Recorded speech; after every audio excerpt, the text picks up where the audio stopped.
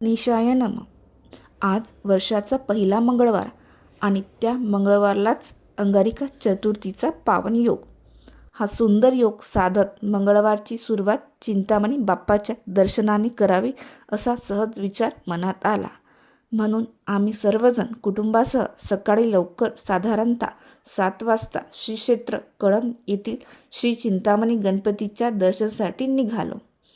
सकाळी लवकर दर्शन घेऊन परत येऊन ऑफिस अटेंड करायचं होतं, म्हणून दिवसाची सुरुवात भक्ती आणि शिस्तीनं झाली. वर्षातील पहिली अंगारिका चतुर्थी असल्यामुळे मंदिर परिसरात सकाळपासूनच मोठी गर्दी होती.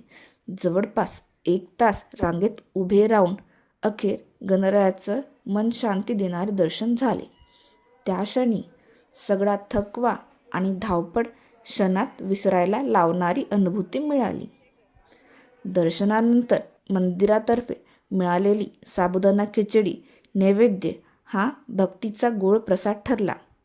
प्रसाद घेऊन मन प्रसन्न, मन शांत करत आम्ही पुन्हा आमच्या कर्मभूमीकडे म्हणजेच आमच्या ड्युटी जॉईन करण्यासाठी निघालो.